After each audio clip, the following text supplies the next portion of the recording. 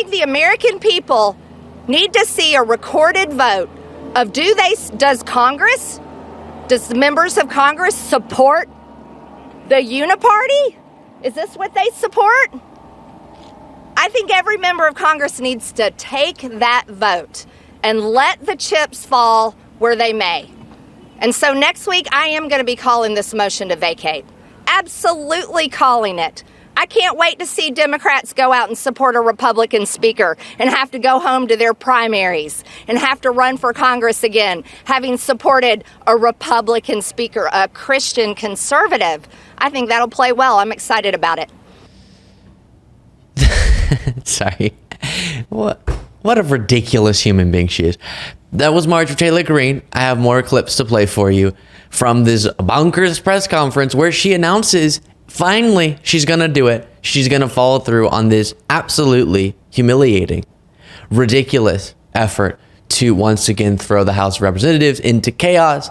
And, you know, as I was watching that, it occurred to me for the first time that there's sort of main character syndrome going on there, right? Where she's standing there feeling like the whole world cares about what she's saying and that it's this big deal, which she could make it a big deal for sure. She is leveraging a lot of power. So this is a real serious thing. But at the same time, hearing her say the American people, they want a list of names of people who are going to support the uniparty or whatever, when in reality, I feel like the reaction from most Americans to seeing this would be, what is she doing? Why is she doing this? No, Marjorie, you're not fighting on behalf of the majority or something. There's a tiny sliver of your base that gets hyped up about any stunt like this. And that is about it. And everyone else is really confused. And you are a little bit too much in the center of your own world, it seems. Now, that is segueing us nicely into why she's doing this, because she wants to be the center of the world and she really does want to get as much attention as possible. And I do think it's in line with this attempt we see a lot from MAGA Republicans to distract from their own failure, distract from their own lack of policy achievement with ridiculous stunts like this, where it seems like you're doing something. You see a clip of Marjorie Taylor Greene and you're a MAGA person and you're upset with Mike Johnson because of Ukraine or something, and maybe this looks like working on your behalf, when in reality, the story of Republicans in the majority, no matter who's been speaker, has been one failure after another in the House of Representatives, because they're not serious about governing or implementing policy to improve people's lives, but instead just this. And when you allow your party to be taken over by a movement as unserious as MAGA, then this is sort of what you get. But before playing this next clip, of course, the context is that Marjorie Taylor Greene a little while ago filed a motion to vacate the chair, meaning oust Speaker of the House Mike Johnson. She says this is because of essentially his willingness to fund the government a little while ago, and that included funding the Department of Justice and the FBI, and she wants to punish those organizations for daring to hold Trump accountable. Legally, she is pro defunding the federal police to punish them again for enforcing the law with the dear leader Donald Trump. And then she also brings up normal lies about the border that justify this and her deep, deep hatred for Ukraine. But we'll get into that more as we go along. Here is the next moment. We have a speaker, Mike Johnson, that by the way, I elected him. I voted for that man. So I have every right to be standing here. It wasn't a choice of America. It was a choice within our Republican conference. And I voted for Mike Johnson because his voting record before he became speaker was conservative. He voted against funding Ukraine. He was solidly pro-life. He voted to secure the border. He voted to fight against Democrats, fight against the witch hunt against President Trump. But once he became speaker, he has become a man that none of us recognize. And one of the things that happens when you become a movement like MAGA, a movement that's not defined by a set of policy stances, but instead it's this cult of personality, and it's very defined by an opposition to things, a fear of things, but again, not an affirmative policy vision. And so what happens with that is, instead of proving yourself to your voters to be a good leader by having a policy record that's successful and that is shown to improve their lives. Instead, you're always having to prove yourself to be the more extreme one. And we see this in right-wing media too, always trying to push the envelope so that the MAGA base that they're trying to appeal to goes, oh, this is the even more pure MAGA one that I should hop to. And that's what Marjorie Taylor Greene and others are constantly having to do. In contrast to their fellow Republicans, they have to keep showing that the reason you like me more, the reason why I'm the MAGA figure that you want me to be is because I'm more, maybe they would prefer pure MAGA, I would say more extreme. And that's what these sorts of stunts serve to do. Now, just before playing this next clip, please make sure you're subscribed to the YouTube channel just by clicking the subscribe button. And next to that is the join button, so you can become a member to get the daily bonus show. And also, I do want to note that, and I try not to speculate about these sorts of things often because it's not relevant to our political conversation necessarily, but it's just really striking me this time, so I need to say it.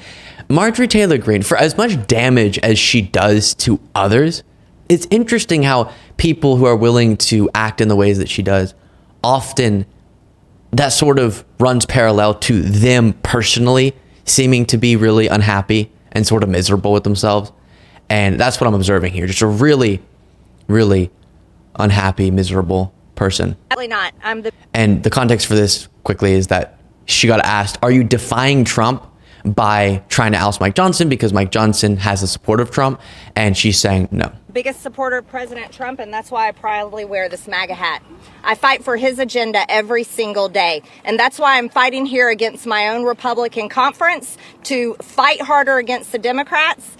Mike Johnson has fully funded the Department of Justice that wants to put President Trump in jail, giving him a death sentence. He fully funded the FBI that raided Mar-a-Lago and gave them a brand new building. He fully funded Biden's wide open border. I know everybody knows, the American people know, and every voter that's ready to line up and vote for President Trump in November knows between me and Mike Johnson who's supporting President Trump and his agenda, and that is absolutely me, number one. If this vote fails and the whole conference, the whole Congress supports the uniparty, let me tell you something. That is not a failure. It's a win for the American people because that's a list of names. And the voters and the American people who pay for everywhere, we're standing on ground they pay for. They pay for that building. They deserve that list. I believe in recorded votes. Yeah, again, nobody wants that. Nobody needs that. And this is going to be a blip. If Democrats save Mike Johnson, it's going to be a blip on the radar of almost all Americans. They're going to go, huh? Oh, that crazy Republican congresswoman's doing something again. Okay. But since it failed, it won't throw things into chaos again. And so then it'll just be sort of, no one's going to go find that list other than the 3 MAGA people who watch. I know a lot of MAGA people actually watch Steve Bannon's show, but a very small portion of the population, I should say, is going to actually care about getting that list. Now, again, the talking points that she's using to justify this are just pretty silly. Her wanting to defund the DOJ and FBI to punish them. And think about the crazy, crazy precedent that would set if it became a thing where political operatives in positions of power in Congress would threaten to defund law enforcement organizations if those organizations dared to legally hold accountable someone within the party of the person trying to punish them. That's just dangerous and an attack on the rule of law. Then she brings up the funding of Biden's open border. And I say again, separate from that being a lie, I also don't understand logically how you fund the lack of enforcement, because they're saying the open border is laws not being enforced. So how would you fund things not happening? I don't know. Kind of strange. But also, that's not happening. And Biden has continued to propose more and more resources to deal with issues at the southern border, and the border is not open. And whenever it came time to try to solve some of these problems, do you know who shot down the Border Patrol union endorsed piece of legislation? Marjorie Taylor Greene and MAGA at the direction of Trump, because they love fear mongering about it, but not actually doing anything to improve on those subjects. Then in this next clip, she's very proud of herself. She thinks she's very clever. Instead of having a hat that has the acronym for Make America Great Again, it's Make Ukraine Great Again. And she, I guess, is saying that people who want to support Ukraine should be wearing this hat. And it's so terrible. Yeah, that's what this is. The Uniparty is Make Ukraine Great Again. The Uniparty is all about funding every single foreign war. They think this is the business model that needs to be done. There you go. Put that up there. Yeah, thank you. I've said it before, but normally I can tell you sort of the logical thought process, the flow, the supporting evidence of an argument and how it would be constructed even if I disagree with it. The argument for MAGA and their hatred for Ukraine, I don't even know how to explain it. It's very confusing and wild because it clearly isn't coming from a genuine policy difference perspective. It's more so this emotionally charged hatred, and that's shown by their willingness to push these openly dishonest talking points. The biggest being that cutting off aid to Ukraine would be in the interest of peace. We can disagree on the levels of aid and what type and how long and all that in a good faith manner, but just does anyone actually think that if we just stop giving aid to Ukraine, that would facilitate peace? When Ukraine's not the aggressor, Russia's the aggressor. So Russia would be sent the message, now the worst of our ambitions just got a lot easier to enact, right? We can do whatever we're wanting to do easier because now Ukraine won't be able to stand as strong in its own defense.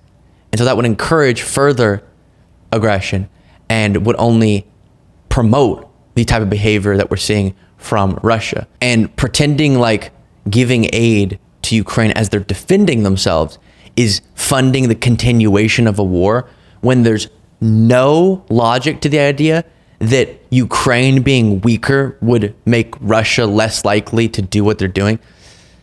It is crazy. And that's an example of the dishonesty. The pro-peace argument is in favor of aid because then Russia could be discouraged enough to want to engage in some sort of peace agreement. Let me know your thought of all that in the comments.